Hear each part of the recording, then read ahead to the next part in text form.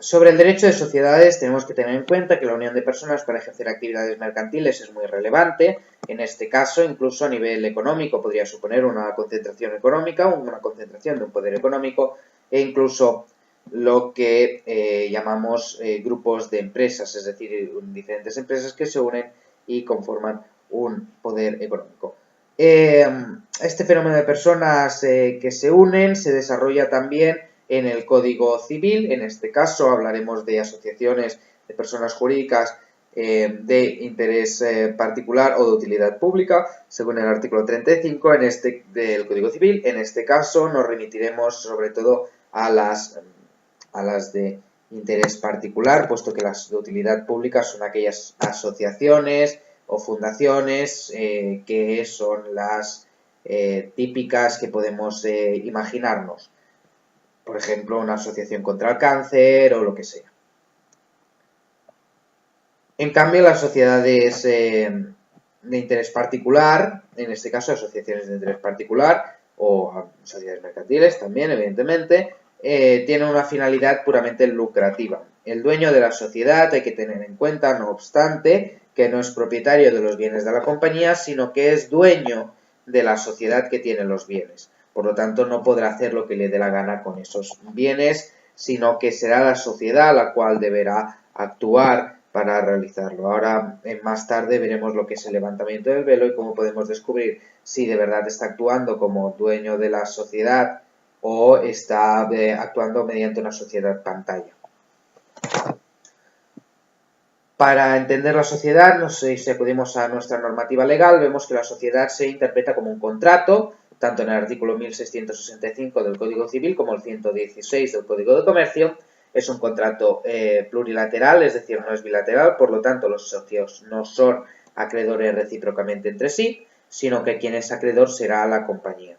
El contrato de sociedad es de naturaleza organizativa y teóricamente tiene que existir un principio de comunidad, es decir, todos los socios deben ponerse de acuerdo en el contrato porque van a realizar una actividad conjunta. Además, hay una especial trascendencia que supone que el contrato da lugar a un ente distinto, crea una sociedad, constituye una sociedad. Si la sociedad es un contrato, tenemos que tener en cuenta, evidentemente, el hecho de los elementos esenciales del contrato, consentimiento, objeto y causa. En el consentimiento, pues podemos ver que no tiene que haber ni error, ni dolo, ni intimidación ni violencia, es decir, ningún vicio que pueda existir. Después del objeto tenemos que tener en cuenta que hay que aportar algo. ¿Y qué se tiene que aportar? ¿Qué es el objeto del contrato? Pues aportar bienes o industrias, bien a título de dominio, bien a título de uso. La causa básicamente será producir un lucro y por lo tanto una serie de beneficios. Sobre los criterios para determinar si es una sociedad civil o si es una sociedad mercantil, deberemos acudir al ánimo de lucro, aunque se darán las dos, la personalidad jurídica, aunque se darán las dos, y el objeto. El objeto es lo más importante y es lo que nos determinará si es civil o es mercantil, porque existirá esta aportación de bienes. A partir de la modificación del Código de Comercio se entiende que las sociedades reguladas por el Código de Comercio serán mercantiles. Puede haber un problema conceptual, en este caso el Código Civil admite sociedades civiles con forma mercantil, así que a estas sociedades se tendrá que aplicar el Código Civil de Comercio, el Código de Comercio en la medida en que no se opongan a las normas del Código Civil. Si la sociedad civil tiene forma mercantil, tendremos que tener en cuenta que los contratos serán civiles, pero la responsabilidad se aplicará a la norma de solidaridad de responsabilidad de socios conforme al artículo 127 del Código de Comercio. Para clasificar las sociedades mercantiles deberíamos acudir al artículo 122 del Código de Comercio. En este caso encontraremos las sociedades anónimas, sociedades limitadas, colectivas, comanditaria simple, comanditaria por acciones. Para clasificarlo más allá de lo que sería el rango puramente determinado por la ley, podemos acudir a una clasificación más doctrinal según las condiciones de los socios. Por ejemplo, entendemos que es importante la condición o no del socio de qué son en una colectiva, pero por ejemplo en una SA no nos importa si el socio es carpintero, si el socio es muy importante o si el socio es una abuelita, por ejemplo. La responsabilidad de los socios es otro criterio importante. En las sociedades capitalistas o de responsabilidad limitada los socios no responden personalmente. Las sociedades personalistas o de responsabilidad limitada responden de forma subsidiaria, solidaria, personal e ilimitada. Los socios simplemente por serlo podrán administrar o no la compañía. Este es el tercer criterio, es decir, si acudimos al tercero, veremos que en las sociedades personalistas los socios están llamados a administrar la compañía y en las sociedades de capital los socios no están llamados a administrarla, sino simplemente a ser propietarios, obtener un beneficio, etcétera, etcétera. ¿Vale? Por lo tanto, vemos que los tres criterios doctrinales son según la condición de los socios, según la responsabilidad y según el tipo de administración de la compañía. Vale. Para la constitución de las compañías tenemos que acudir a dos grandes requisitos. El primero es un requisito de fondo, es decir, la constitución en escritura pública, y el segundo es un requisito de publicidad, es decir, la inscripción en el registro mercantil. Si no se cumplen, debemos acudir a un concepto de sociedad irregular, es decir, cuando falta uno de los requisitos o ambos, tenemos una sociedad irregular, que en su esfera interna el contrato será válido, es decir, entre los socios será válido el contrato, y en su externa deberemos ver cómo, en la esfera externa, es decir, en la relación con terceros, debemos ver cómo tratamos esta sociedad. En su aspecto externo no posee personalidad jurídica, entonces los derechos que se deben proteger en este caso son los de los terceros que han contratado con la sociedad irregular, que no tienen por qué saber que hay un vicio en su constitución. Por lo tanto, ante ellos se aplica la regulación para las sociedades colectivas en el tema de la responsabilidad. Es decir, si hay un problema, si hay una responsabilidad, actuará mediante la solidaridad de todos los socios. Algo distinto es la sociedad de hecho, es distinta a la sociedad irregular, puesto que la sociedad de hecho tiene un vicio en el momento de constitución y por lo tanto, pese a ese vicio, la sociedad se inscribe.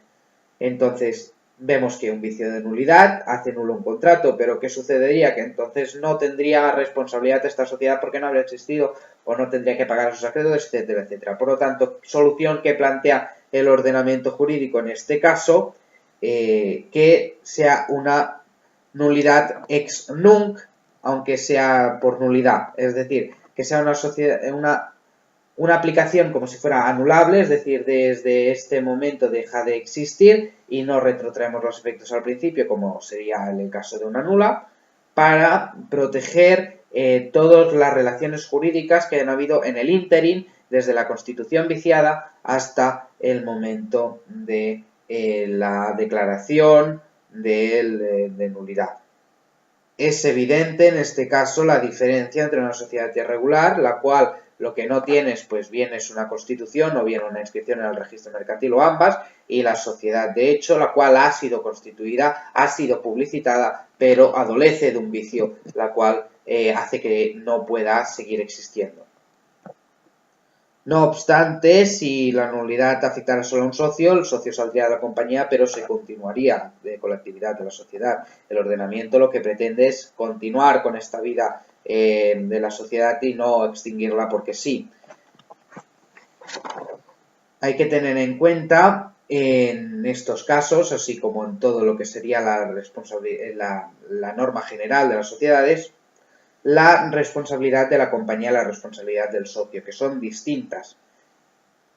Pero, como muchas personas lo que intentan es salvar el pellejo, digamos, muchas veces mediante la interposición de una sociedad, la cual le frene de la responsabilidad, a veces lo que se hace es abusar de la personalidad jurídica. Este abuso de la personalidad jurídica es algo que va contrario al ordenamiento y por lo tanto debemos aplicar la teoría del levantamiento del velo.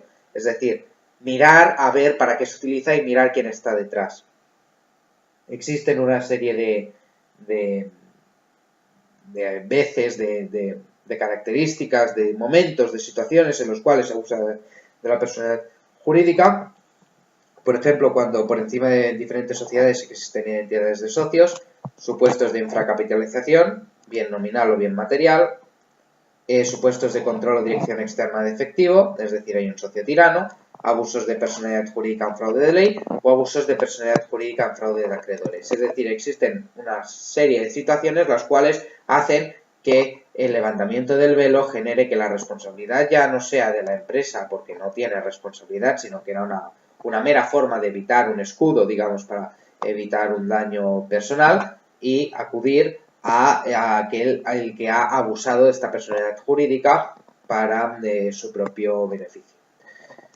En cuanto a la nacionalidad, tenemos que tener en cuenta que el ordenamiento jurídico nos plantea dos cuestiones. Primeramente, el artículo 28 del Código Civil nos dice que deben estar domiciliadas en España, pero el artículo 15 del Código de Comercio nos dirá que las compañías constituidas en el extranjero no serán españolas. En este caso, por lo tanto, deberemos tener una compañía domiciliada en España y haber sido constituida aquí también. Son dos criterios los cuales necesitamos cumplir para determinar la nacionalidad española de la propia compañía.